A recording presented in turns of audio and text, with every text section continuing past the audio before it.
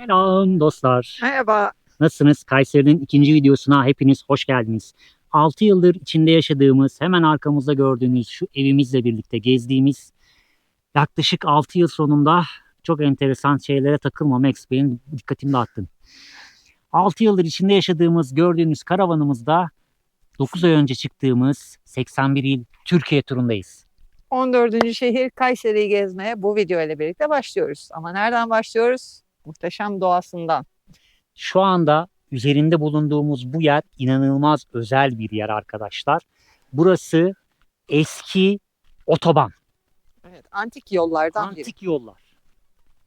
Teker izlerini görüyorsunuzdur herhalde. Arkamız, sağımız, solumuz, vadilerin tepesindeki düzlüklerde, yani plato mu deniyordu buralara? Buralarda hep yerleşim varmış. Yollarını görüyoruz.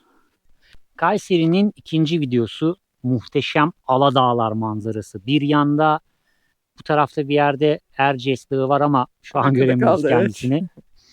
Burası arkadaşlar, bakın yolun devamı Nevşehir.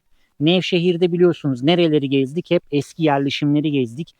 Kaya yerleşimlerini gezdik. Peribacası yerleşimlerini, kiliselerini gezdik.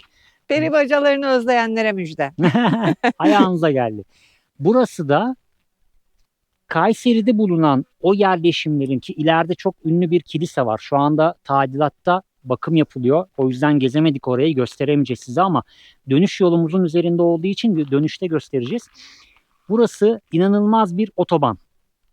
Yani siz drone görüntülerinden ne kadar görüyorsunuz ya da ne kadar fark ediyorsunuz bilmiyorum ama bu yollar, bizim şu anda üzerinde bulunduğumuz bu yollar, bu otoban arkadaşlar komple. At arabaları yolları, bu görmüş olduğunuz yolların hepsi. Bu yolun aşırı benzeri Firik Vadisi'nde Kral Yolu olarak tabelalanmış.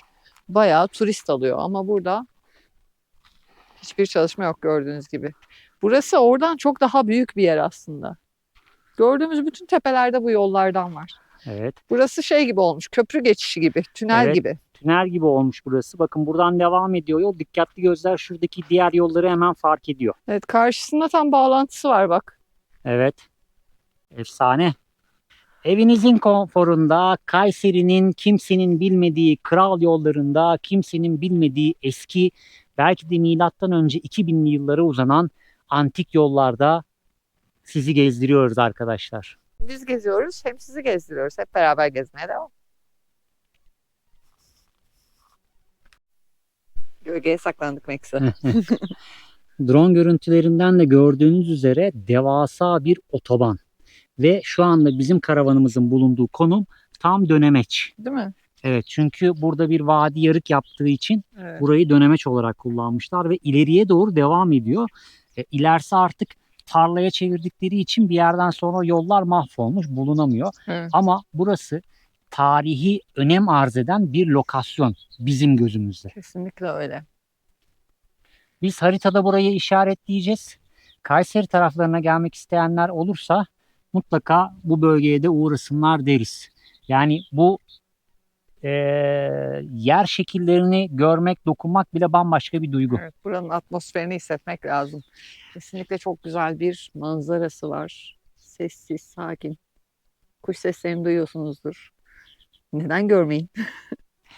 Hazırsanız Kayseri'nin ikinci videosuna devam ediyoruz. Erciyes bir güzel gözüküyor, bir güzel gözüküyor. Terste kaldım, göremiyorum. İnanılmaz güzel bir manzara ya şu an. Yan tarafta da Aladağlar. Çok güzel ya. Gerçekten çok güzel.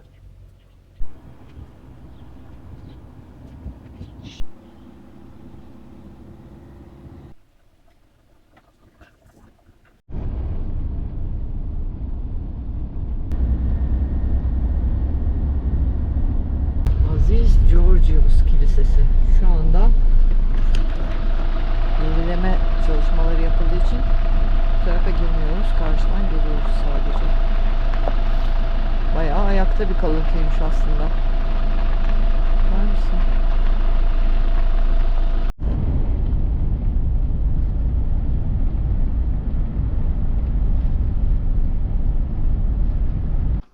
Harika peri bacaları var. Yol kenarında bir yer gördük ve hemen durduk. Şimdi size ulaşabilirsek onu göstereceğiz. Yolumuz böyle. Karavanı bırakıp gördüğümüz yer şurasıydı. Burası bir kilise kalıntısı. Üstünde freksler var. Şimdi birazdan içeri gireceğiz. Çok güzel görünmüyor mu ya? Aslında da odalar varmış. Toprakla olmuş tabii. Evet. Oho.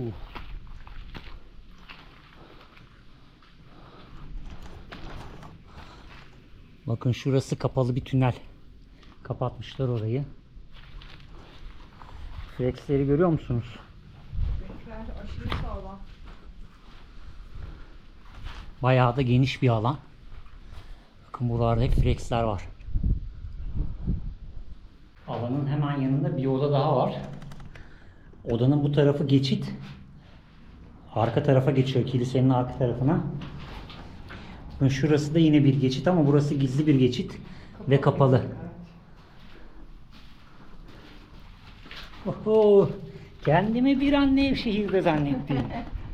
Çok güzel. Ya şu yapıyı buradan geçerken fark etmedik çünkü arkası kaya gözüküyor. Ters yönden görünce de hemen durup bakalım dedik. İyi ki de durmuşuz. Evet. Kayseri'nin bilinmeyen yüzü. Çok güzel ama.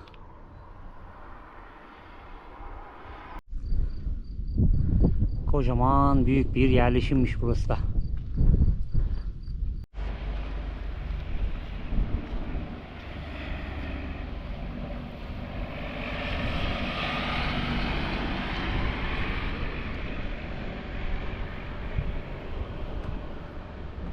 Şuradaki kanalı fark ettiniz mi? Burası da o dönemlerdeki su yolu arkadaşlar.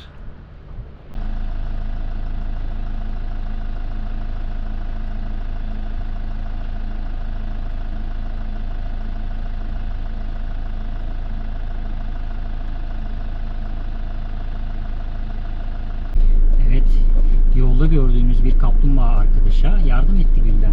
Gel geri, yerine. Küçücükmüş ya. Evet, ufacık. Geçirdim karşıya. Aferin sana.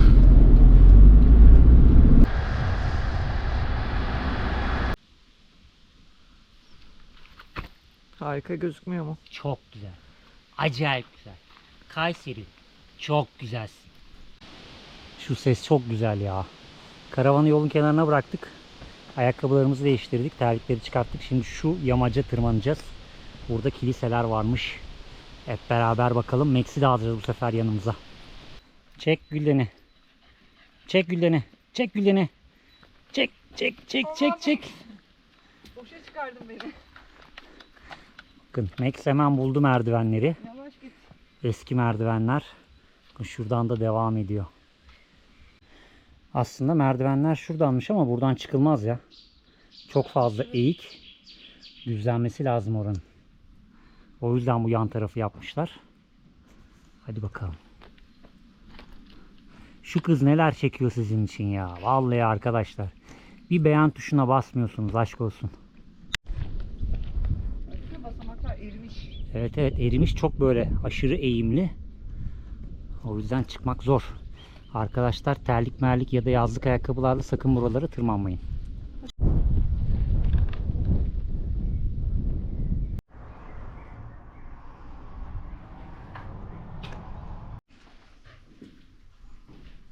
Kötü de varmış. Hadi hep beraber kapıyı deneyelim. Kapalı kilise.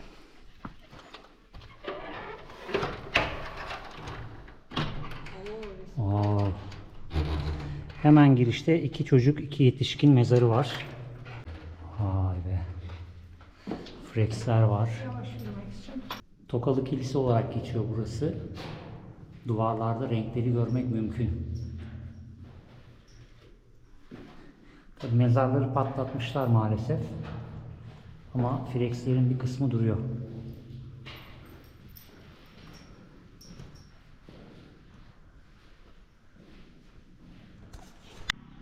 Biraz önce gezdiğimiz yer aşağısıydı. Biraz yukarıya çıktım. Bakın şuralara dikkat ediyor musunuz? Hep mağaralar var. Alt tarafında da şurada da mağaralar var. Vadinin diğer yüzü.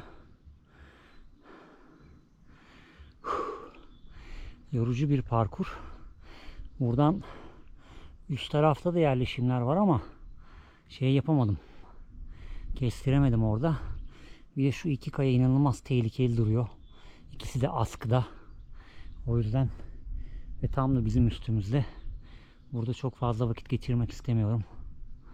Ama hep şu üst taraflarda, özellikle şu kısımlarda, bakın şuralarda hep yerleşimler var. Ve sanıyorum şurası da bir kilise. Az ilerisinde bir tane daha var. Yerleşimler şu hat boyunca devam ediyor. Ama gördüğünüz gibi acayip bir yıkım olmuş burada. O yüzden çok riske atmıyoruz kendimizi. Yani siz merdiven görüyorsunuz ama merdivenler çok eğik. Güllerin inişi görüyorsunuz. Yani çıkarken de öyle 4 eller ve ayaklarla çıktık. Evet. Çok fazla eğimli. O yüzden hani böyle bir korkunuz, tedirginliğiniz varsa buraya çıkmayın zaten. Bize güvenerek çıkmayın. Evet. Siz çıktınız merdivenmiş, basamakmış. Yok, basamak değil yani. Kamerada merdiven gibi gözüküyordur çünkü biz de karşıdan öyle gördük. Değil, kesinlikle değil. Riske atmayın. Anca kalkarsın. Evet. Orası çok eğimli ya. Burada basamak kalmamış zaten, komple gitmiş. Ne kadar dolu ya, şuraya baksana. Merdivenleri gördün mü? Merdivenlere bak. Çok net. Ama sanırım yine hep ön duvarlar yıkılıp iç tarafları görüyoruz şu anda. Bence içerileri de vardır. Vardır. Arkaya doğru odalar da var. Çok fazla bir yerleşim. Şuraya bak ya. Bu akşamki korumalarımıza bakar mısınız arkadaşlar? 4 tane. Nasıl korumalar? Evet, çok güvenli bir gece geçireceğiz. Evet. Yalnız yer muhteşem. Kalacağımız yer burası arkadaşlar. Kuş sesleri.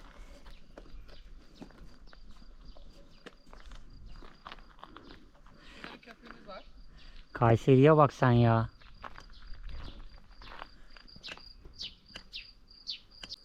Evet. Bu gece buradayız. Peki tur devam edecek mi? Edecek ama artık dinlenme vakti.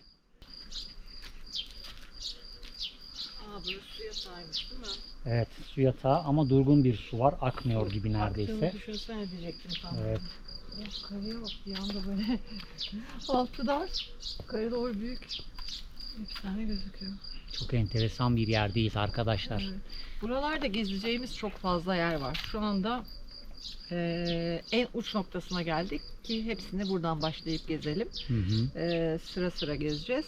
Ama saat itibariyle bugün hepsini yetiştiremeyiz. O yüzden bugün dinleniriz. Her yer bir günde gezilecek diye bir kaydı yok arkadaşlar. Eğer zamanı siz kontrol edebiliyorsanız bütün güç elinizde. Güç bizde artık. Haydi gidelim o zaman karavanımıza. Next nereye? Next gezmeye gidiyor. Aa, Next gel. Şimdi gezmeyeceğiz. Yarın sabah gezeceğiz. Gel. Hadi Max gel. bizi hiç dinlemiyor. Yok. Tuvalet molası verdi o arada çağırınca. Hadi gel bakalım.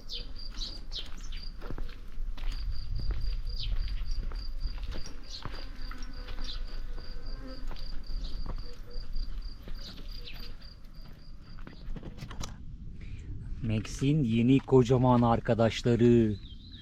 Dün akşam bizi bu 4 arkadaş korudu ve böyle bir yerde müthiş bir gece geçirdik. Acayip keyifliydi. Manzaramız muhteşem.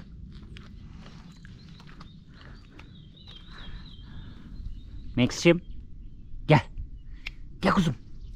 Aferin sana. Aferin sana kuzum. Aferin sana. Peki siz zannediyor musunuz ki karavancılar ya da bizim gibi gezginler ya da biz böyle devamlı hep geziyoruz. İşte karavan hayatının tüm doğallığı. Her manzarada yıkanan bulaşıklar. Her manzarada uyuyan bir Max, her manzarada yıkanan bulaşıklar, her bulaşık yıkamasında yan gelip yatan Tolga. Ama bulaşıklar özel ilgi alanı Gülden'in. O yüzden Evet. ben karışmıyorum o Özel işe. ilgi alanım olduğu için kimseye süremiyorum. Özel ilgi alanı ne ya? Ay be, Kayseri'ye bak sen. Kayseri. Nasıl şaşırtıyor, nasıl şaşırtıyor. Ben hiç beklemiyordum böyle bir yer. Evet, yani birkaç yerini, Avla Kanyonu biliyordum mesela, Soğanlı Evet. Vadisi'ni de biliyordum ama ilk geldiğimiz yerde hala doğada olmak, Hala hala doğadayız. sakinlikte Aynen. olmak Çok güzel. serinliği çok güzel. Hırka vardı üstünde az önce fark ettiyseniz. Lütfen şom ağzımızı açmayalım. Lütfen ama lütfen. Sen şimdi bana şom ağzı mı diyorsun herkesin önünde? Evet. Çok ayıp. Birazdan görürsünüz. Çok ayıp. İlerleyen videolarda buna tanık olacaksınız arkadaşlar. Olacağız tabii, yaz yani. Sıcak olacak illaki.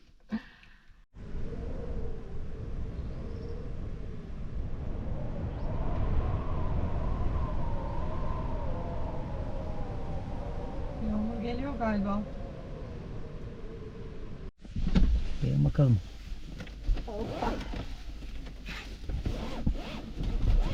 Oho. Uçan Max yapmışlar. Uçan Max. Uyukluyor da. Hı hı. Yoruldu yürürken herhalde. Galiba kapım açık ya da benimki açık. Benimki açık olabilir. Benimki açıkmış. Niye böyle olmuş ya? Değişik bir şey olmuş buraya. Farklı burgulanmış. Evet. Hadi bakalım.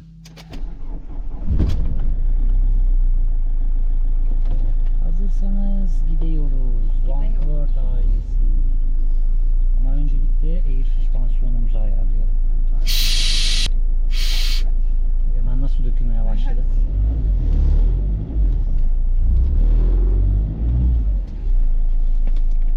Freni çekikken gitmiyorduk değil mi? Ben de gidemeyiz.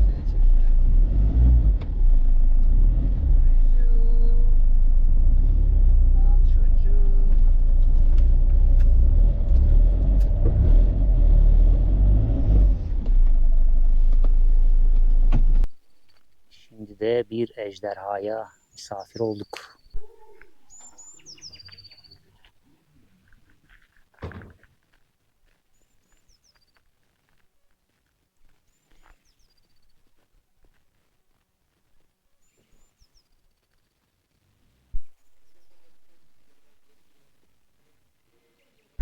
Şimdi ejderhasıyla meşhur bir yere geldik galiba.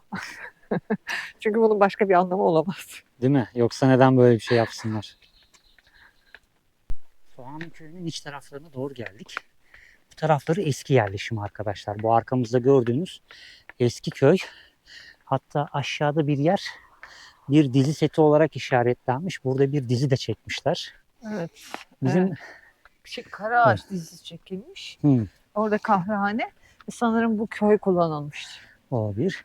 Ama bizim ikimizin birden dikkatini çeken çok eski bir cami var burada. Şimdi ilk olarak onu görmeye gidiyoruz.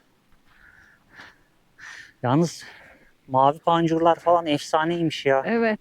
Çok hoş görünüyor. Eski dönem evleri. Kullanılmıyor diye düşünüyorum. Yani bence boşaltılmış. Evet. Çünkü burası koruma alanı artık. Bu kapısı açık. Açık açık. Bu İçeri taraf da gireyim mi açık. bir? Sen bilirsin. Hadi göstereyim size Hadi bir bak. köy evi nasıl oluyormuş.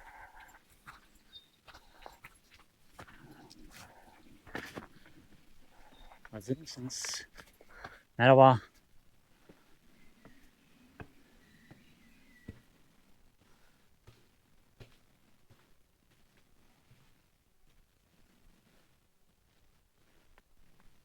Evet, biraz rutubet var.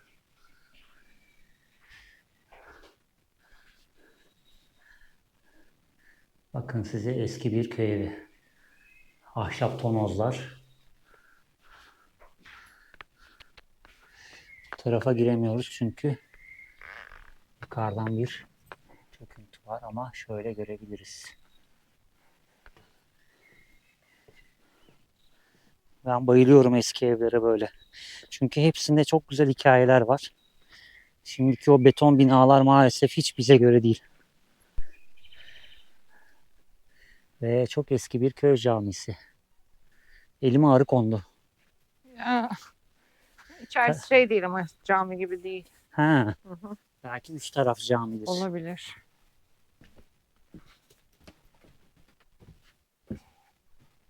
Ekstrem geri gel. Evet, eski tonozlu yapılar. Oo. Bir O sesi duyuldu. Gel Bir bakalım. O sesi duyuldu. Gel bakalım. Bakalım. Katmanlı bir yer var burada. Hmm. Aşağısı derin gibi mi? Çok değil. Ama dolmuş da olabilir sonra. Ha. Muhtemelen şu yan tarafta caminin imamının eviydi. Olabilir. Buralar belki Ya da şey de olabilir. Burası o dizi seti için kullanılmış. O yüzden böyle bırakılmış da olabilir o perdeler, olabilir. şeyler. Şuradan bir yukarı bakıp gelelim biz. Caminin şurada girişi var ama 2 oda var. 2 odanın da tavanları çöktüğü için zemin kullanılamaz halde. Ve eski merdivenler. Çok güzel evler var ya. Ben panjurlara bayıldım. Muhtemelen Gülden senin dediğin gibi dizi için maviye boyamış olabilirler ama çok güzel görünüyor hepsi. Perdeleri falan duruyor yani. Yenilenmiş değil aslında. Evet. Ayrıca hemen bir dipnot arkadaşlar. Bu evlerin altı aslında zaten mağaralar. Bakın şurada mağara kalıntısı. Şurası aynı şekilde mağara kalıntısı. Bu evlerin alt odaları da zaten mağaralar. Bunları muhtemelen mesela 1944 senesi yazıyor mesela şu evde. Bakın bu köylerde kullanılan ekmek ya da yemek pişirmek için kullanılan fırınlardan bir tanesi. Yakın zamana kadar buralarda hep yaşam varmış. Burası muhtemelen köyün ortak fırını bile olabilir. Cem yazıyor yanda. Aa, Evet. Tam el hizana bak aşağıda. evet şurada. Şurada Cem yazıyor. Kazımışlar.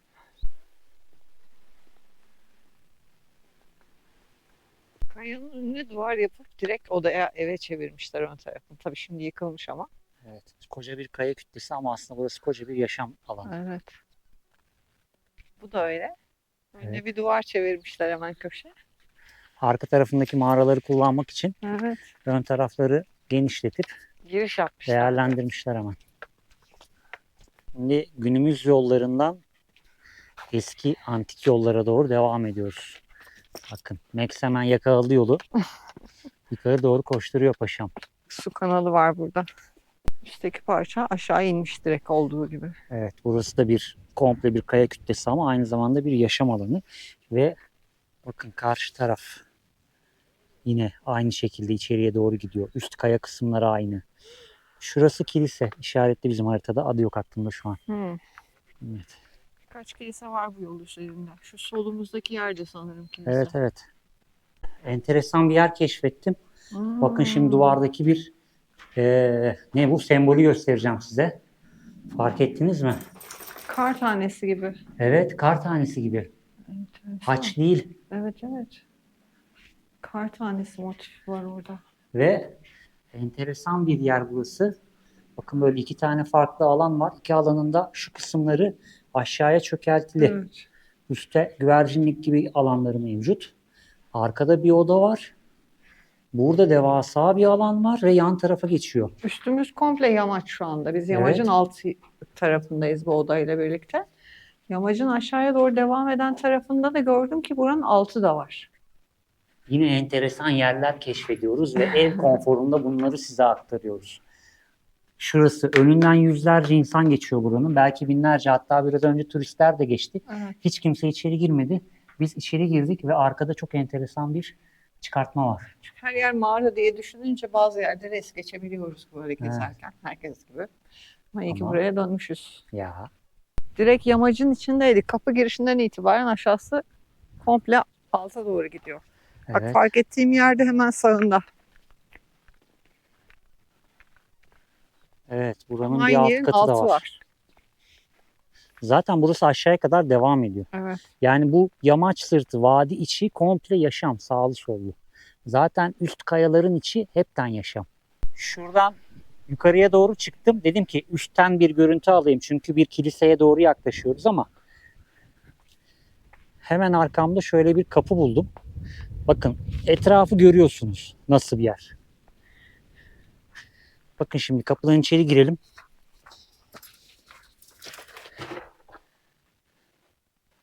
Gördünüz mü? Kolonları fark ettiniz mi? Karşıda da var. Bozulmamış. Ve esas giriş kapısı sanki burası.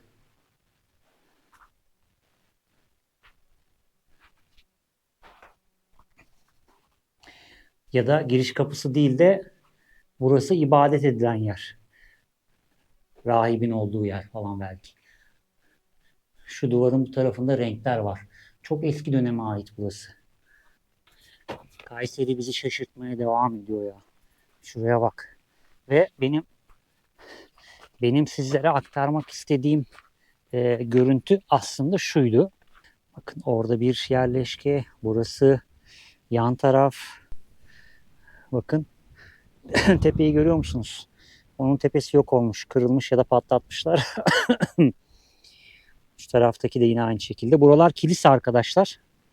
Şimdi burası ne kilisesiymiş ne değilmiş. Bir bakalım.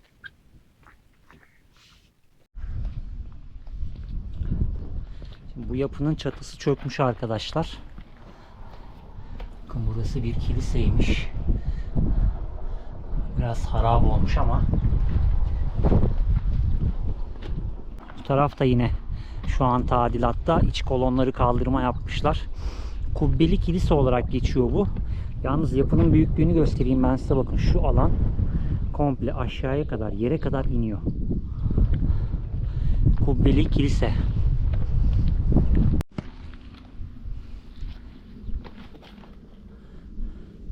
Kilisede de renkler görmek mümkün. Böyle bir yarım haç işareti var. İç taraftaki freksler çok fazla hasar almış. Enteresan bir yer. Soygunculardan dolayı bütün kolonlar patlamış. Kolonlara destek yapmışlar. Alt taraf böyle. Buraları mezar odaları muhtemelen. Kubbeli kilise. Muhteşem bir görsel.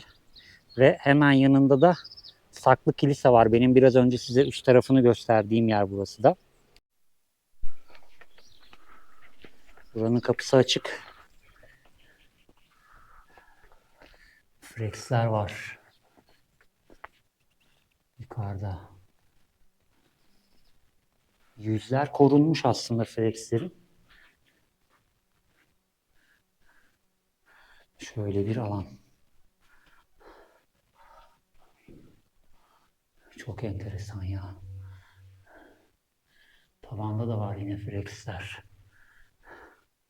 Buradan yan tarafa bir geçiş daha var. Şuraya geçiyor. Burası neymiş? Penceresi falan var ya. Oo. Şöyle bir yer. Şu taraf yolun altı şu anda burası arkadaşlar. Şurada basamaklar var. Ama nereye çıkıyor bilmiyorum. Şu tarafa doğru giden bir yol var. Telefonum yanımda. Sesim geliyor mu? Geliyor sesin. Burada bir delik var. Buradan aşağıdan sesin geliyor. Benim aşağıdan delikten mi duyuyorsun beni? Evet. Bakayım hangi deliktesin? Bu tarafa gel. Yaklaş biraz daha. Evet. Max buradan bakıyordu az önce. O duymuştur beni. Evet. Saklı kilisenin arkası ve içeri doğru 2 oda daha var. Ya. Evet. Gülden şu ışık hüzmesinin ortasında arkadaşlar. Göremiyorsunuz. Hararet yapmaya çalıştım. İçeri görmen lazım saklı kilisenin. Çok güzel freksler var. Geliyoruz o zaman. Girdiğimiz saklı kilise burası. Bakın. Şunların altını gördünüz siz. Gülden de bizi nereden izledi? Şuralarda bir yerlerde. Aha delik.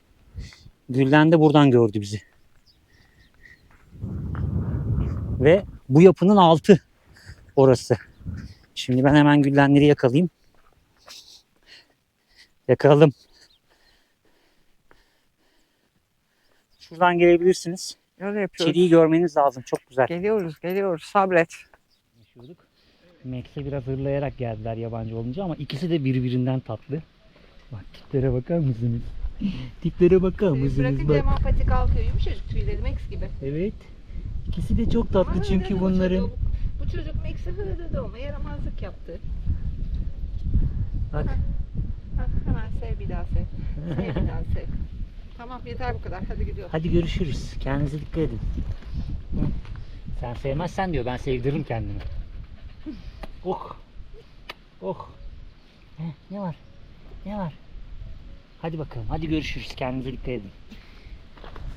Bay bay. Bay bay.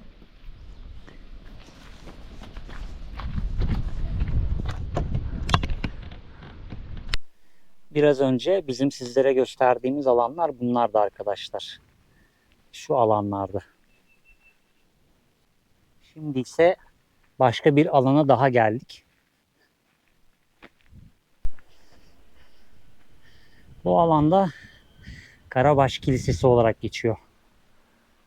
Aslında bu alanda diğer kiliseler gibi gizli geçitleri bulunan böyle enteresan bir alan arkadaşlar.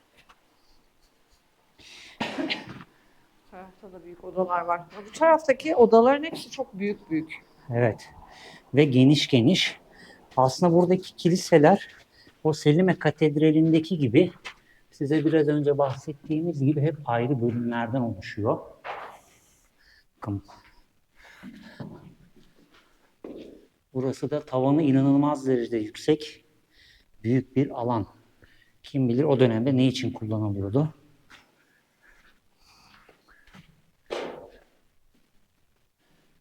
Hemen yan tarafa geçiş var. Aynı zamanda burada da böyle bir alan Burası var. şaraphane gibi sanki. Evet, Winehouse. Buradan buraya. Doğru. Çünkü nereden o kanıya varıyoruz? Büyükmüş ama yerleri çok. Bunlar ateş yakma yuvaları. Şunlar. Bunlar ateş yuvaları. Orada da şarapları basıyorlar ayaklarıyla. Üzümleri eziyor. Üzümleri. Buradan. Üzümleri basıyor. Çok karanlık kaldı. Üzümler şuradan sıvı halde buraya geliyor. Orada da doğru. fermante olup şarap oluyor. Ve buradan üst kata da çıkış varmış. Şurada bir üst kat çıkışı var.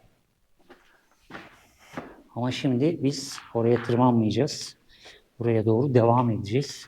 Kilisenin iç odalarında geziyoruz biz şu anda. Arka odalarında daha doğrusu. Bakın burada da yine büyük bir ateş çukuru var. Böyle bir alan var.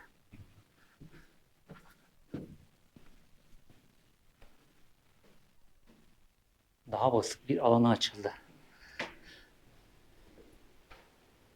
Parke taş deseni. Evet. Değil mi? Evet, evet.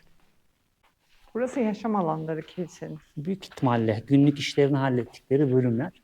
Şimdi hemen bu tarafta da kilise kısmı var. Yan duvarının bir kısmı çökmüş gördüğünüz gibi. Ihlara Vadisi'ndeki kiliseler kadar iyi korunmuş fresk duvar renkleri var aslında. Fresk demeyelim de. Evet. Çok net. Kameradan inanılmaz gözüküyor. Çok bir yeri beğeneceksin şu anda. Biraz hasar almış ama ben mi? Evet. Gel bana doğru bir iki adım daha. Geldim. Sağına dön şimdi. Savunma dinliyorum. Gizli geçitler var. Merdivenler var orada. Yalnız bak şu Çok bebek netler İsa ya. figürü var. Bir de diyorlar ki bebek İsa figürü çok bulunan bir figür Biz değil. kaç tane gördük burada? Onu geçti. Bak şurada da var. Yani daha ne kadar olacak acaba? Çok net ya. Yanındaki beyaz saçlı sakallı amcayı görüyor musun? Evet. Gülden biraz önce çok güzel bir şey söyledi. Karabaş Kilisesi diyerek burayı küçümsemişler diyor ama burası çok bence inanılmaz önemli bir nokta. Kesinlikle yani siyah bir renkle kaplanmış ve acayip iyi korunmuş renkler var. Onun haricinde de mezar odaları çok enteresan. Ya şu arka tarafta gizli bir mezar odası var. Bunun arka tarafında yukarıya çıkış merdivenler var. Evet. Ve bu taraflardaki alanlara zaten ulaşımımız şu anda yok. Çok ilginç bir İlginç bir kiliseymiş. yer. Evet. Ya zaten alanın geneline baktığınız zaman çok ilginç. Evet. Kim bilir daha içi böyle açılmamış işte ulaşılamayan yerlerde bunun benzeri daha neler var buralarda da.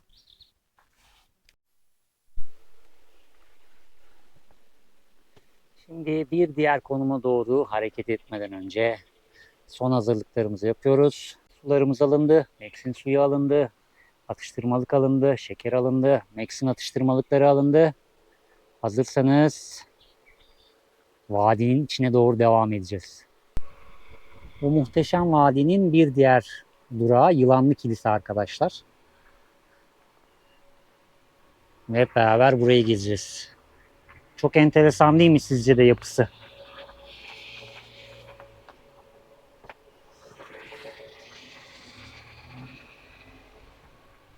Şöyle bir alan, ortası boş. Hazırsanız bu alanı hep beraber keşfedelim.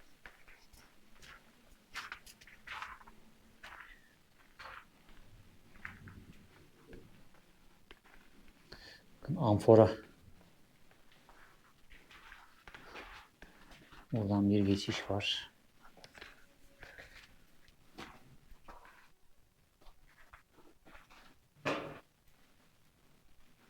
Daha geniş bir oda. Muhtemelen mutfak bu bölüm. Ocaklar burada. Havalandırması şurası. Max ne pişirmişler? Ne kokuyor? Tek pati havada kokluyor.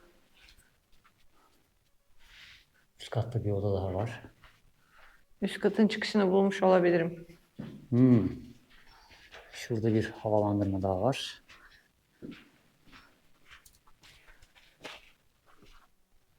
Böyle bir alan ve orada gizli bir geçit gördüm hemen. Şurası masa gibi. Evet. Karşılıklı oturma yerleri var. Evet. Sen gölgeyi çekersin, orası tam net gözükecek. Evet. Tam Max'in durduğu yer. Bir masa gibi arkadaşlar. Şurada bir oda var. Max çeki bakayım geri. Nereye gidiyormuş burası? O bayağı dar yalnız. Dar ve uzun gidiyor. Evet.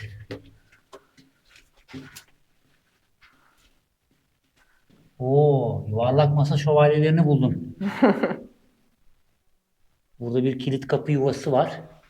Burada bir geçit daha var ama önüne taş koymuşlar. Kocaman devasa bir kilit kapı. Devasa bir kilit kapı var burada. Başka?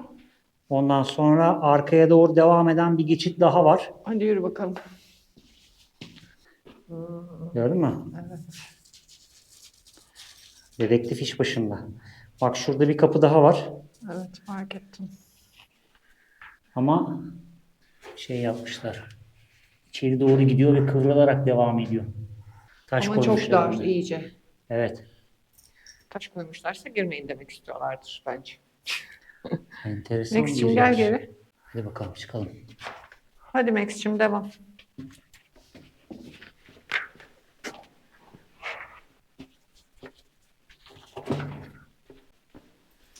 Gizli geçitler bizden sorulur. Bir tane daha var, bir tane daha. Takalım peşime. Hadi bakalım. Şu 3 odayı gezdik biraz önce. Şimdi sırada 4. oda var. Sıradaki odamız ziyafet salonu. Buyurun efendim. Şöyle baş köşeye doğru. Evet, burası da enteresan bir yer. Burada bizim daha evveliyatında görmediğimiz birkaç unsur var. Bunlardan bir tanesi şu, aradan bağlantılı ve daha büyük bir alana açılan bir yeri var. Şurada da şöyle bir yer var. Masa boşluklu. Araları boşluk bunlar. Bu nedir hiç bilmiyoruz bunu. Max ne olmuş burada? Ne yapmışlar burada Max? Bence yemek salonu burası. Büyük ihtimalle. Etrafında oturulacak yerler var. Orta alan yemek için kullanılıyor. Sonra ellerini yıkayıp oradan da suyu böyle salıyorlar. Şurası enteresan. Evet. Şimdi Gülden Hanım'ın gördüğü başka bir gizli geçide doğru devam ediyoruz. O yüzden fenerlerimizi açıyoruz. Hadi bakalım.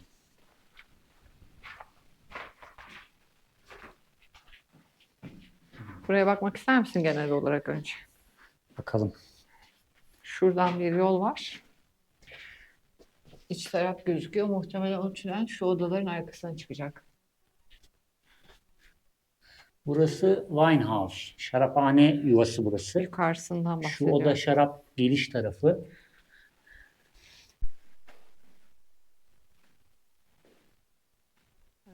Bakalım size. Fark ettim sen gelmeyince bari biz yürüyelim bu taraftan da karşına çıkalım dedik. Sanırım buradan girdiler. Evet. Burası değil mi? Sesime gel.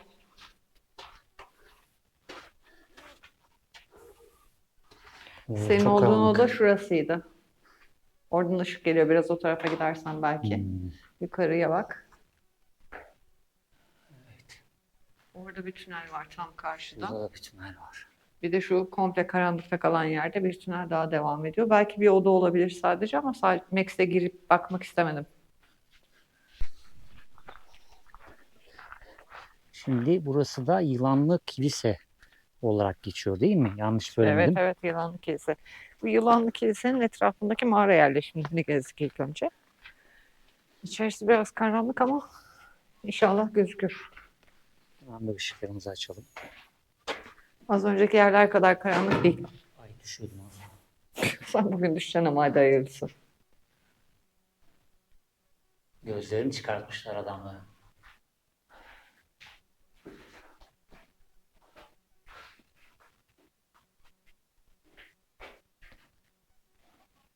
Tablo gibi boyamışlar resmen. Sanki daha yeni boyanmış gibi. Deformasyonları saymazsak üzerindeki karalamaları. Boya, fırça izleri o kadar net ki. Benim beyazlar çok parlıyor. Aslında bu kadar şey değil. Gözde daha net gözüküyor. Şöyle yapayım. Sol taraftakilere doğru kaydı.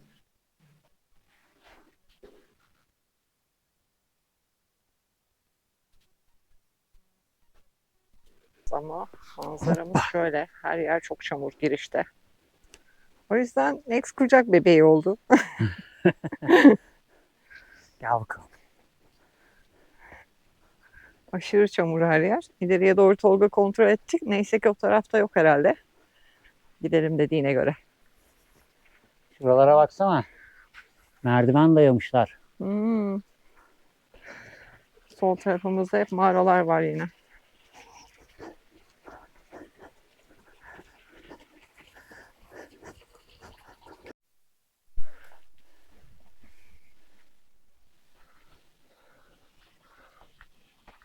Çamurları atlattık mı? Evet sonrası böyle, hatta birazdan daha da düzgün olacak yol. Tamam. Normalde işletmenin içinden köprüler varmış. 3 tane köprü saydım. Bir tanesi Evet. tamamen yıkılmış. Diğerlerinde taşıma noktaları kırılmış, ikisinin de. O yüzden mecburen su yatağından çamurların arasından geçtik. Neyse ki ilk çamur var diye geri dönmedik. Yani gerek yok. Kontrol etmekte fayda var.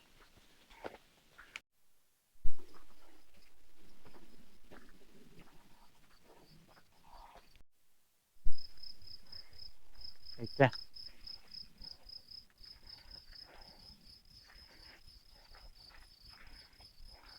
Gelincikler arasından vadi yürüyüşüne hazır mıyız? Ben hazırım. Max dünden hazır zaten.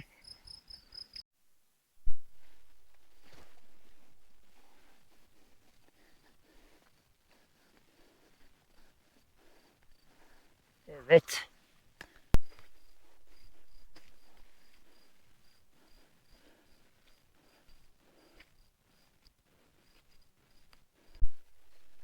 Çok güzel gözüküyor ya. Bekle.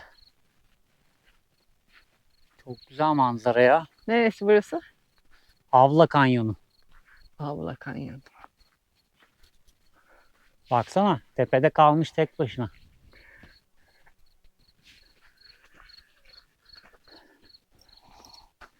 Kanyonun içindeki mağaralardan biri. Yaşıyor biri. Birisi İçeride. şöyle çamaşır asmış. Sonra Muhtemelen soba güvercinlere bacası bakıyor. var. Olabilir. Maç sırtı, yani sırt. Bilmiyorum. Oranın Ben düz sanki olması normal. kayanın hemen dibinden bir düzlük varmış gibime geliyor. Sanki şuradan bir patika varmış gibi ama biraz otluk gibi. Yok. Direkt yukarı çıkıyor. Oraya çıkamayız. Ben çıkıp geleyim, siz mola verin. Hayır. Hadi be, çok merak ettim ama orada ne var. Merdiven koymuşlar ya. Sana merdiven koymuşlar da bir yolu vardır oranın. Var işte, şuradan bak patika çıkıyor. Patika matika yok orada aşkım. Patika görebilen var mı şurada? Ya bak şu iki peri bacasının arasından otlar ezilmiş. Arka çapraza doğru devam ediyor. Hiç öyle bir şey yok. Hayal görüyorsun. Kesin önemli bir şey var oradan, bak kaçırıyoruz onu.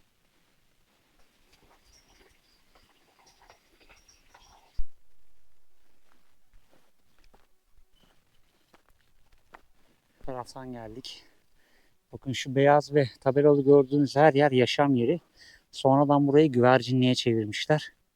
Vadi bu şekilde devam ediyor. İleriye doğru daha da daralıyor. Bu tarafa doğru devam edeceğiz şimdi. Zorluk derecesi bana göre 10 üzerinden 4. Çok zorlu bir yer değil. Sadece outdoor ayakkabı ya da botla gelin. Evet, otlar Sadece çok. onu söyleyebilirim. Kalabalık bir grup geliyor. Burası genişken Burada burada bekleyelim. durabiliriz. Tamam. Max buraya. Gel yanıma. Gel, geç bakalım şuraya. Yürüyüş yolları falan zor değil. Çok güzel. Şansımıza dün yağmur yağdığı için sadece işte çamurlarla karşılaşıyoruz. Onun haricinde gayet güzel bir yürüyüş yolu. Senin ne işin var buralarda? Güzellik. Kuyruğa bak. Bu bağırışlar çok eğlenceli bir tur bizi Merhaba. bekliyor. Bağırışları. Ne yaparsın? Çığlıklara ne diyorsunuz Gülden Hanım? Evet, orada bir zorlu bir geçiş var sanıyoruz. Her geçeni tebrik ediyorlar. Merdivenlere kadar gidip sonrasına devam etmemizi tavsiye eden bir kişiyle Etmememizi. Etmememizi. Çünkü bele Şöyle. kadar su olduğu söyleniyor. Evet. Yağmur sonrası. Dün akşam çok fena yağmur yağmıştı. Evet. Bakalım. Bakalım gidebildiğimiz yere kadar gideceğiz. Ama Evet. zaten sonuna yaklaştık. Evet. Bakalım. Şimdi merakla o kadar bağırış çağırış Bakalım neden kaynaklanıyor ona bakacağız.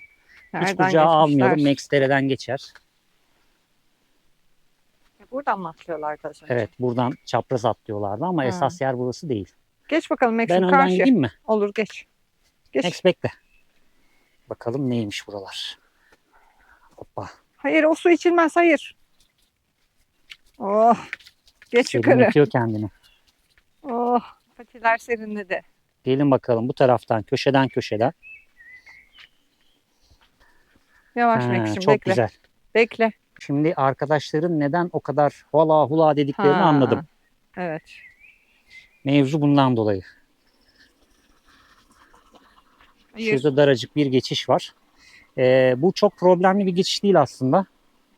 Geçilebilir. Max'i sal. Max geçer. Sen geçer misin oradan? Geçeriz herhalde. Ben bir deneyeyim bakayım bir. Çamurlara dikkat et.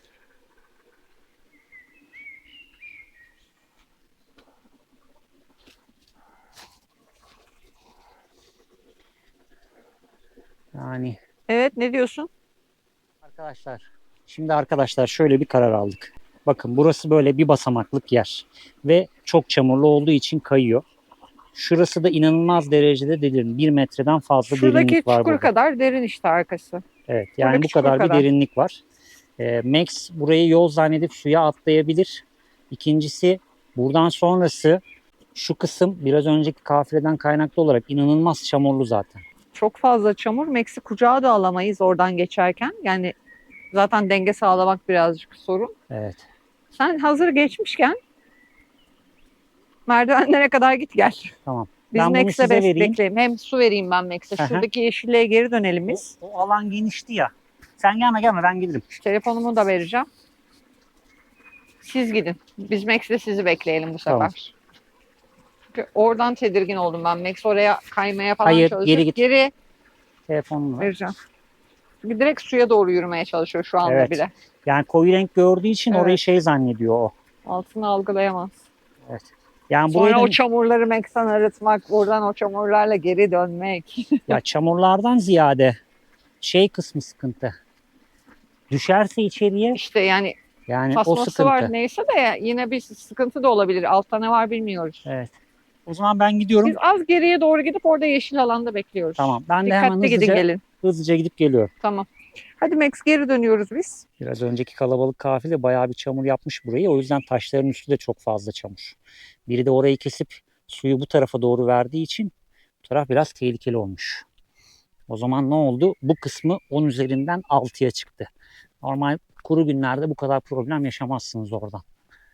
Şimdi hızlıca bakalım ilerisi nasılmış.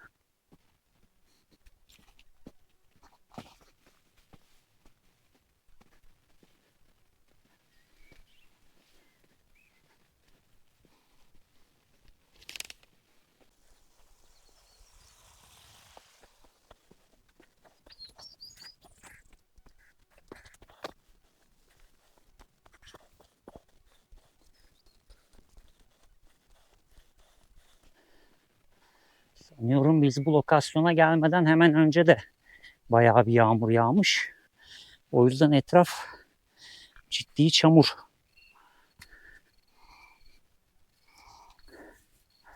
Hoppa.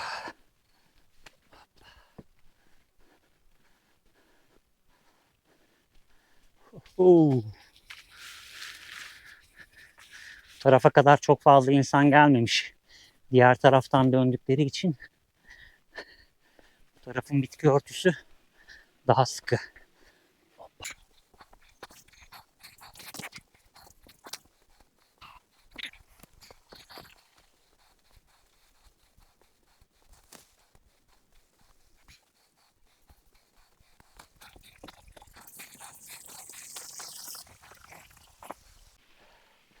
Spor ayakkabıdan ziyade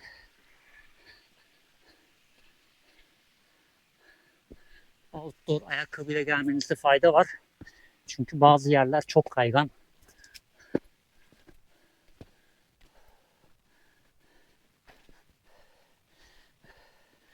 Bu bölgeye iyi ki gelmemişler zaten.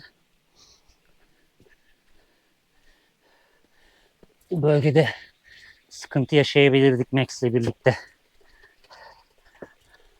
Çünkü görüyorsunuz kütükler var.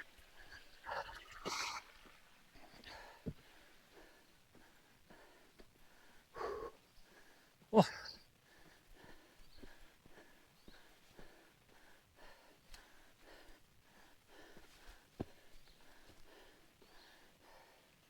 Hmm.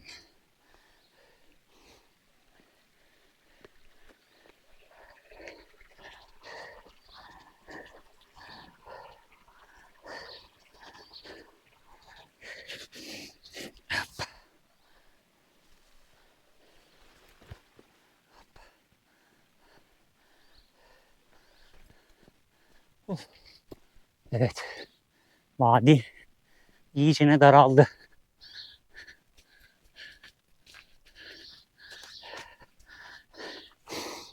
Hop.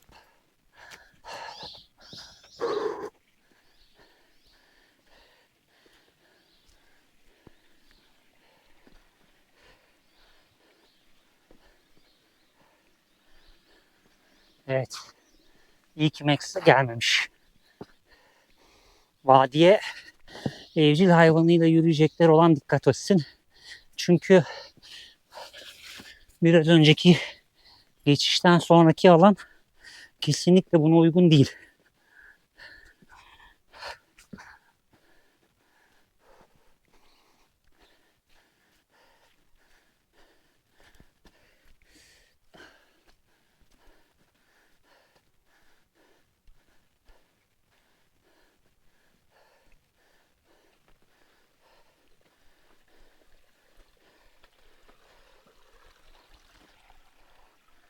Evet. Vadi iyicene daraldı.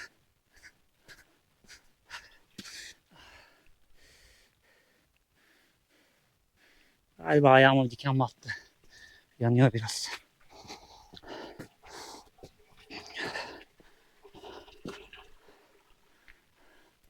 Ay. Burada bir tünellerin olduğu bir yerleşkenin yanına geldik.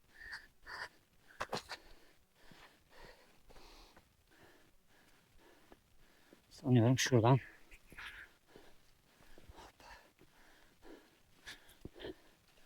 Evet. Belki de ısırgan otuydu o otlar.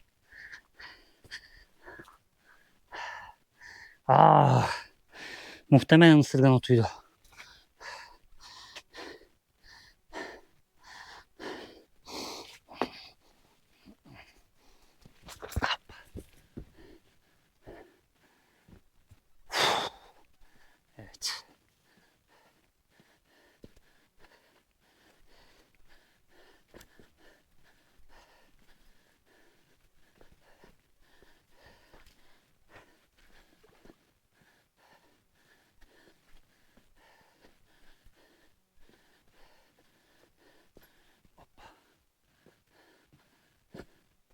Gördüm.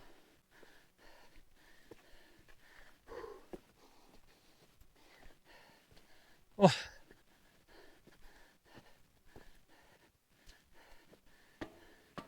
İlk merdivene ulaştım.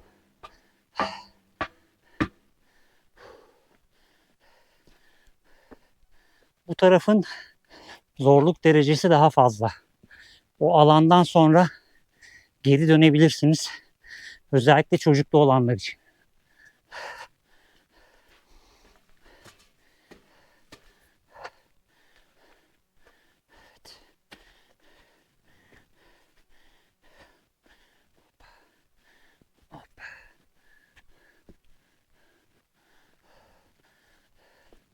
Yalnız şu manzarayı size göstermek istiyorum.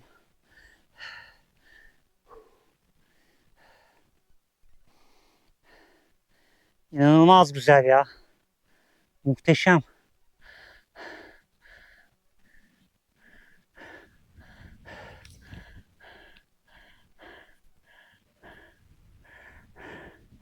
Vadi bu şekilde devam ediyor.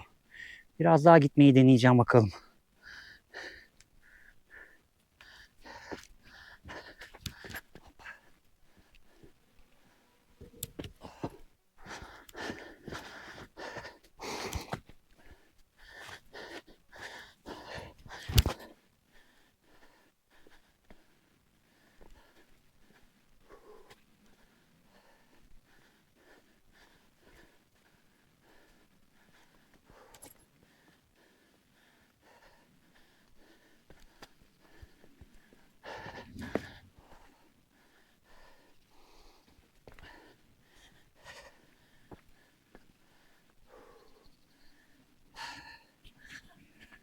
Keşif için mi geldin?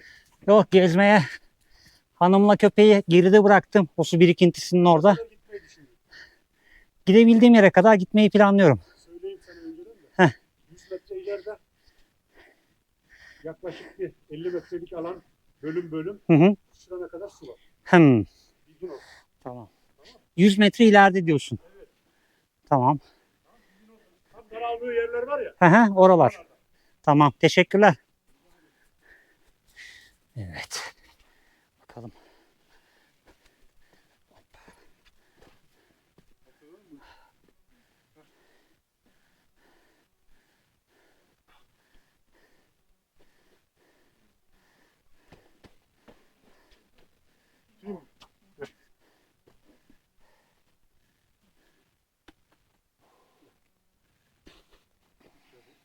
Hemen uçasın.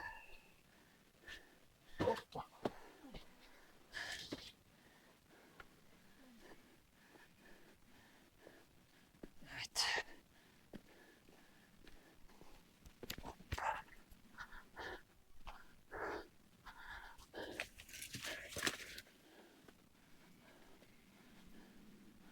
Hadi bakalım.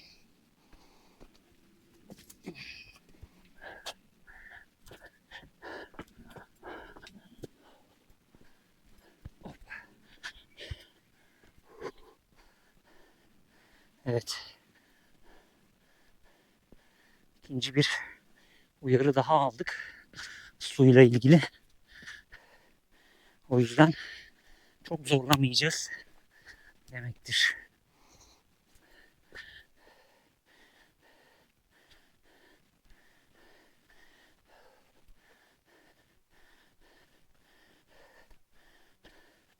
Amacımız ıslanmadan, kendimize zarar vermeden parkuru tamamlamak.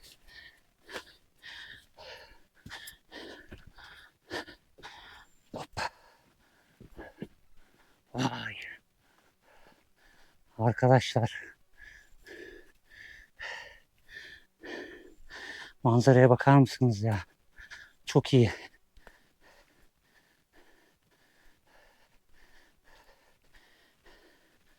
Yağışlardan dolayı bayağı bir sıkıntılı olmuş burası.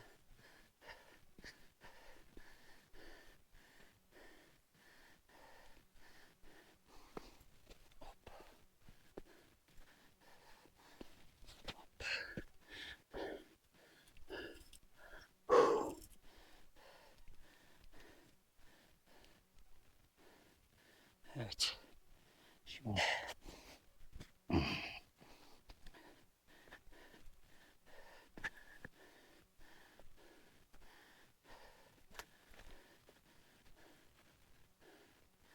sanırım evet. Şuradan yol açmışlar.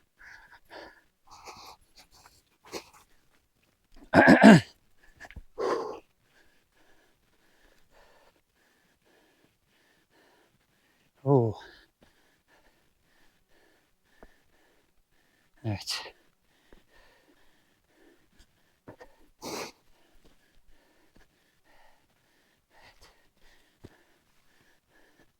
Yüz metreye yaklaştım. Birkaç su birikintisi geçtim. Muhtemelen derinlerde. Çamurlu oldukları için de gözükmüyor. Anlayamıyorsunuz.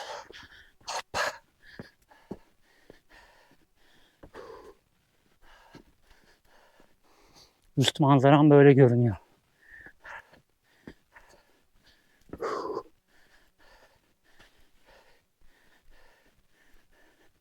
Güllenleri bıraktıktan sonra 15 dakika olmuş. Bu kaydı alalı. Ama muhteşem. Burası Avla Kanyonu diye geçiyor arkadaşlar. Nispeten bu bölüm tehlikeli bir bölüm. Zorluk derecesi var. O yüzden tek başına gelirseniz birkaç kişiye mutlaka haber edin. Geçtiğim yollar böyle.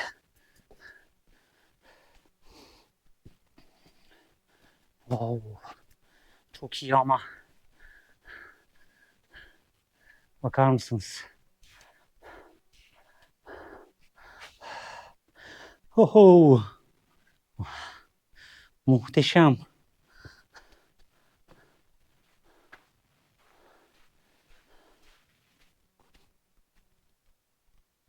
Hadi. Tutun omzumdan. Buraya kadar. Buradan öteye geçemem. Evet.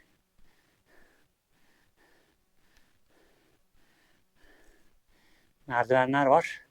Oradan sonrası devam ediyor. Manzara bu şekilde. Ama buradan öteye devam edemem. Çünkü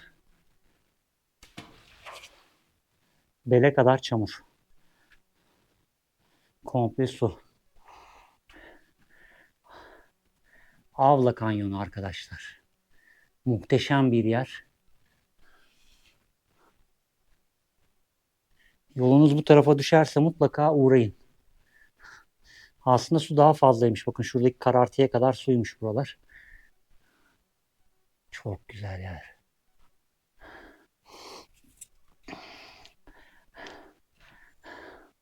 Şimdi Avla Kanyonu'ndan hepinize hoşça kalın. Ben Güldenler'in yanına geçiyorum. Orada görüşürüz. Dikkat edin kendinize. Tabii ben de.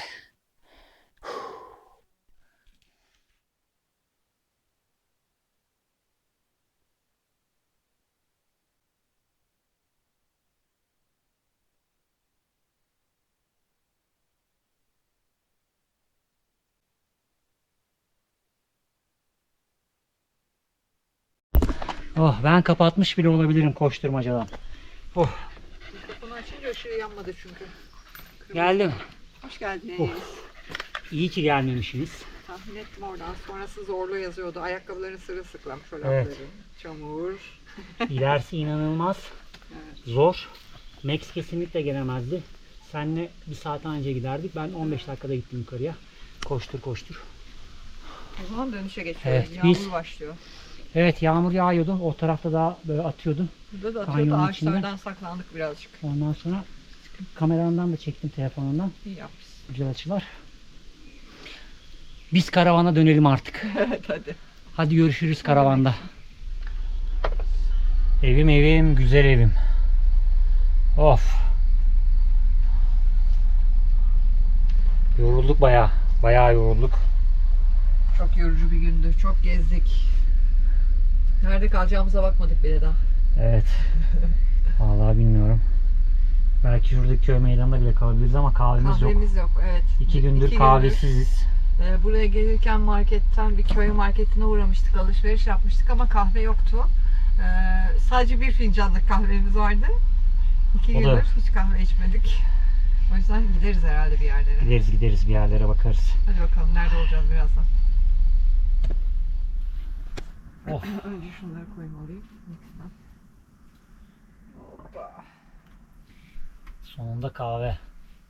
Ay, çok yorulmuşuz. İnanılmaz yorulduk. Çok. Gerçekten yorulduk. Özellikle Avla Kanyonu yorucu bir kanyondu. Ben sizi bıraktıktan sonra standart hadi dedim tek çekim yürüyeyim. Ve arkadaşlar izledi zaten o bölgeyi. 15 dakika boyunca full tempo hızlı yürüdüm. Aha, Bir işte o gitmedin değil mi diyen adam vardı ya hani otoparkta. evet. Onlarla denk geldim. Aha. Onlar geçsin diye bekledim sadece. Yoksa yaldır yaldır devamdı. Onlar ilk gelirlerken en önde yürüyen kadın şeydi. Eşinizle karşılaştık. Dedim evet o tarafa doğru gitti. Biz kaldık. Max dedim çamurlarda boğuşmasın diye kaldık dedim.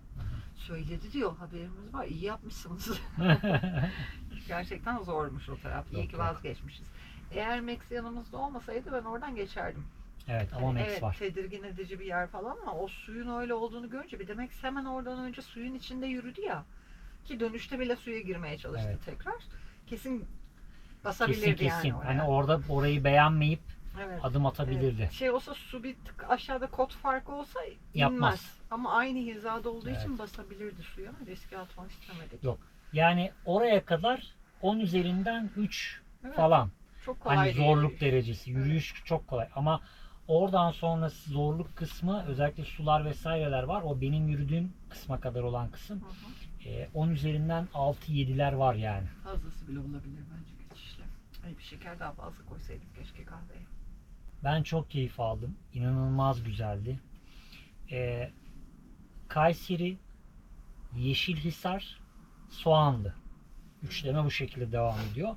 Soğanlı'yı işaretleyin. Hemen GPS'inize direkt gidin gezin. Evet, kaldığımız Müthiş yerde bir çok yer. güzeldi. Karavanla konaklayabiliyorsunuz içeride. Biz bir gece konakladık. Evet. Karavanla konaklamaya kimse bir şey demiyor. Zaten alan çok geniş olduğu için istediğiniz hani onlarca nokta var karavanla durabileceğiniz. Özellikle o ne kilisesiydi? Karabaş Kilisesi miydi? Karataş mıydı? Karabaş. Karabaş Kilisesi. Mesela onun önünde de Tabii durulabilir. tabii. O şeyde de Vadi girişinde de Kanyonundan durulabilir. çıktıktan sonra ya aracı bıraktığımız yerde de kalabilirdik ama işte kahvemiz olmadığı için mecbur hareket ettik. Çünkü 2 gündür kahve içmiyoruz ve muhteşem bir baş ağrısı çekiyorum. Ve onu kahveye bağlıyorum biraz da. O yorgunluğun üstüne kahvesizlik böyle soldan geliyorlar. Yorucu Ay. oldu o yüzden de. Ama çok keyifliydi ya. Ben keyif aldım. Max zaten görüyorsunuz şu an belki göremiyorsunuz ama pestili çıktı. Serildi yattı bir markete uğradık işte kahve ve alışveriş için.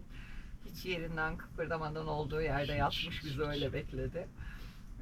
Biz yemek yerken de aynı şekilde hiç kıpırdamadan yatıyor. Gerçekten çok yoruldu. Şimdi- Zaten Soğanlı'daki o tepelere tırmandık. Oradan Evet. yürüdük. Oradan karavana geldiğimizde Avla Kanyonu'na doğru gitmeden önce o zaman bile bir uyku moduna geçmişti ama baktı yürüyüş var devam etti. Dönüşte çok fenaydı ama. Nereye gitsem, nereye yıkılsam. Evet. Dönüşte çok efsaneydi. Valla Kayseri ikinci videosu. Ben şaşırıyorum gerçekten de. Evet çok güzel ya. Çok, Biz çok sevdik. güzeldi. Doğasını çok sevdik. Gezilebilecek yerleri şimdiye kadar gördüğümüz yerler çok güzeldi. Evet. Çok keyifli, rahatlıkla konakladık. Gürültü, patırtı yaşamadan. Yok, çok güzeldi. Acayip Her keyifliydi. açıdan kesinlikle Kayseri çok iyi gidiyor şu ana kadar. Evet. Şimdi o bölgeden bayağı bir uzaklaştık. Evet. Yani 60-70 kilometre falan bayağı bir uzaklaştık. Hatta ben haritayı kontrol ettim. Ya burası yakın görünüyor. Niye bu kadar Evet. kilometre çıktı diye.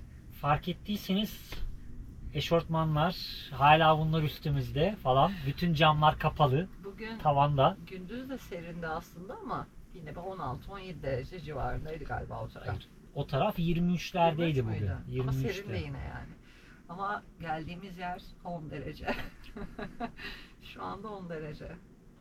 Çok enteresan bir konuma geldik. Bir anda rakım 2600'ler miydi? 2300. 2260, 2280 öyle bir şeydi. 2000 üstü rakımlara geçtik bir anda. O yüzden hava anında değişti ve böyleyiz ve acaba Webasto'yu mu yakacağız gece diye konuştuk kendi aramızda bu tarafa Camları gelirken. kapatınca içerisi iyi. Yolculuktayken bayağı serin. Evet, bayağı serin. Bayağı serin. Yani bu demek oluyor ki arkadaşlar, bir sonraki videoda harika bir konumdayız. Ve bir sonraki videoda konum değiştireceğim ben. Çünkü haberlere konu olmuş bir bölge Evet. var burada. Oraya da Orayı gideriz. çekmek istiyorum. Orayı size göstermek istiyorum. Buradan başlayıp oraya gideriz bir Evet, sonraki o da videoda. olur. O da olur. O yüzden bir sonraki videoyu kaçırmayın. Kanalımızdaki bildirim ziline hemen işaretleyin ki bir sonraki video yayınlandığında size bildirim gelsin. O kadar kötü bir kulaklarım oldu ki. Yani çok hızlı Sana da çıktık oldu mu? bugün. Yok, olmadı. Bak. Şuradan girdi bu kulağımdan, içeriden dönüp şuradan çıktı. Allah. Hala uğulduyor. Oo. De ki iyiliğimi anan iyilik bulsun, kötülüğümü anan Aa, kötülük Yok bulsun öyle der. kulak çınlaması gibi değil. Direkt uğuldadı direkt. Şeydendir, rakımdan kaynaklıdır. Ne oldu? Kahve içtin ya. Evet, kahve çarptı. 2 gün sonra kahve içince ben. Of. Sen daha içemedin kahveni. Valla ben Yok, dayanamıyorum. ben biraz tadına varacağım. Siz nasıl buldunuz Kayseri'nin ikinci videosunu? Hani nasıldı?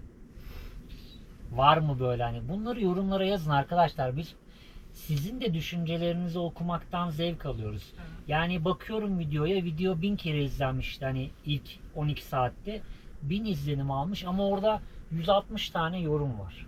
Yani 1000 kişi izlemiş abi, hani hep mi tıklaya tıklaya devam ettiniz? İlla hadi %20'si 25'i izlese 200-250 tane yorum olması lazım orada.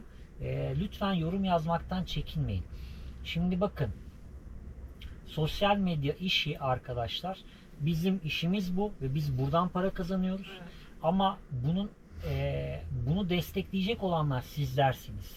Nasıl destekleyeceksiniz? Siz videolarımızı izleyip yorum yaparak bizi destekleyeceksiniz. Beğen tuşuna basarak bizi destekleyeceksiniz. Sizin yazdığınız o olumlu yorumlar ve beğen tuşuna basmanız bizim kanalımızın daha fazla insanın karşısına çıkmasına sebep oluyor. Evet. Ve takipçilerimizden ben özellikle şunu istiyorum. Bizi izlemiyorsanız artık takipten çıkabilirsiniz. Bizim öyle bir rakamlarla ilgili bir sıkıntımız Evet. yok. Bizi izleyeceksiniz, bizi takip etmenizi öneriyorum ben. Çünkü bu bizi algoritmada geriye atıyor. Öne hiçbir şekilde çıkartmıyor. Yani kanalın izlenme ortalamasında ya şöyle düşünün. YouTube bir dükkan, bir AVM. Çok kısa keseceğim. Çok gerçekten kısa keseceğim. YouTube bir AVM. Biz de o AVM'de bir dükkanız. Ve ne kadar çok sadık müşterimizi, daha önce gelmiş ve bize abone olmuş müşterimizi biz dükkanımızda tutabilirsek YouTube bizi o kadar fazla insanın karşısına çıkartıyor. Ama siz takip tuşuna bastıktan sonra kanalımızı izlemediğinizde, yorum yapmadığınızda ya da beğen tuşuna basmadığınızda bu sefer kanalımız geriye gitmeye başlıyor. Şey gibi düşünmek lazım. Müşteri portföyünde bir firmanın müşteri portföyünde isimler var ama asla alışveriş yapmamışlar. Evet. Aynı Ha. mantığa denk geliyor aslında. Aynen öyle. Aynı mantığa denk geliyor. Zaten yani yorum yazan çok fazla arkadaşımız var. Takipçi demiyorum artık, arkadaşımız var ama biz ne zaman bu söylemlerde bulunsak videolarda yeni dostlarımız da yorum yazmaya Evet. başlıyorlar. Ya- Üzerine sohbetimiz gelişmeye başlıyor artık. Aynen öyle. Ya benim şahsi şeyim bu. Şahsi fikrim. Hani Gülden'e de aynı fikirdeyiz demeyeceğim. Benim şahsi fikrim. Benim orada sizin yazdığınız o olumlu yorumları okumak acayip hoşuma gidiyor arkadaşlar. Hani videonun bir yerinde bir yeri yakalım. Mesela bak, geçen çok hoşuma gitti. Bir video paylaşmışız. Ben çekerken fark ettim, tamam mı? Bulutun yarısı yüz şeklindeydi böyle. Hı hı. Yandan, profilden yüz Evet. şeklindeydi. Mesela takipçilerden biri fark etmiş onu. Evet. Tamam mı? Bunu fark ettiniz mi diye yazmış. Benim acayip hoşuma gitti çünkü sadece ben görmemişim onu. Aynen öyle. O da görmüş ve yazmış. Hani yazması orada çok Hı hı. hoşuma gidiyor zaten. Yani Yazmazsa bir ses, bir tepki olmazsa sen bilmiyorsun ki, yani bilmiyoruz biz o zaman. Kendinizi bize yorumlarla fark ettirebiliyorsunuz. Beğeniler evet ama Esas yazdığınız yorumlarla biz sizin bizi izlediğinizi fark ediyoruz. Aynen öyle. Yani Birlikte gezdiğimizi o zaman anlıyoruz. ve bu bizim ve bizim gibi kanallar için inanılmaz büyük bir motivasyon kaynağı arkadaşlar. Bakın bunlar küçük şeyler gibi gözükebilir ama çok büyük şeyler Tabii bunlar. ki. Yani bizim için çok önemli şeyler bunlar. O yüzden smile bırakmanızı da ben istemiyorum. Emoji. Emoji bırakmanızı da istemiyorum. Çünkü o da algoritmada yanlış aksettiriliyor. Ya bir merhaba yazın, video için teşekkürler yazın ki biz bunu söyledikten sonra merhaba yazanlar, video Evet. için de yazanlar, Sadece yorum yazanlar. yorum yazanlar, bu bir destek mesajıdır diye yazanlar. Bakın bunlar çok daha fazla bizim Yani işimize yarıyor. yorumlarda kelime içermesi, bir cümle içermesi sizin gerçek bir kişi olduğunuzu gösteriyor YouTube'un algoritma kısmında. Evet. Böyle işte kalp gönderdim, nasıl olsa yorum yaptım gibi durumlarda bot hesaplarda bunları yaptığı için geri plana atma durumu söz konusu olabilir. Bir de biz şunu algılıyoruz o zaman. Aa bak diyoruz biz videoda böyle konuştuk. Onlar da buna istinaden böyle bir nüans yapmışlar, böyle bir güzellik yapmışlar Boşu diyoruz. boşuna konuşmamışız gibi hissediyoruz aslında öyle. Aynen olunca. öyle. Yani bizim için dediğim gibi hani çok büyük bir motivasyon kaynağı bu. Çok uzun tutmayacağım kahve sohbetini dostlar. Çünkü zaten Çok gezdik. çok yorulduk, çok gezdik hep beraber. Bir sonraki videomuzu takip edin. Kanalımıza abone değilseniz abone olun. Buyurun. Bir sonraki video konusuna geçmeden önce Kayseri ile ilgili tavsiyeleriniz varsa yorumlarda bekleriz. Belki listemizde olmayan yerler vardır. Ona Olabilir. göre rotamıza dahil ederiz. Listemizde olmayan yerler olabilir. Çünkü haritada olmayan yerler gördük bu tarafa gelirken. Haritada Oraları hiç araştıracağız biz. işaretlenmemiş yerler var. Yol üzerinde geçerken tabelalarda fark ettik. Yani bizim işaretlemediğimiz değil. Haritalarda işaretli olmayan yerler var direkt. Bu gibi bildiğiniz yerler varsa Kayseri ile ilgili onların konumlarını, isimlerini bize gönderirseniz seviniriz. Evet, ayrıca seviniriz. Çok teşekkür ederiz bunun için de şimdiden size. Kanalımıza abone değilseniz Devrildi. kanalımıza abone değilseniz abone olmayı unutmayın. Video ile ilgili düşüncelerinizi yorumlarda yazmanız bizi çok mutlu eder. Beğen tuşuna basarsanız cansınız. Birçok takipçim kızıyor bana hype'ı söylemiyorsun diye. O yüzden o aklıma geldi. Onu da söyleyeceğim. Video bittikten sonra ilk gösterim hype tuşuna basarsanız o da bizim için çok önemli bir etken. sevgili Video dostlar. paylaşıldıktan sonra 7 gün süresi var. Bu 7 gün içerisinde hype puanını istediğiniz zaman verebiliyorsunuz. Haftada 3 hype puanı verme hakkınız var. Bunu Evet. ücretsiz olarak yapıyorsunuz. Ücretli seçenekler de var. Ücretli seçenekler çok. Onu da Süper hatırlatmak teşekkür istedim. alırsınız. Bize doğrudan destek olursunuz. Kanalımızın katıl abonelikleri var. Kanalımıza katıl abonesi olursanız Türkiye Turu destek ekibine de üye olabilirsiniz.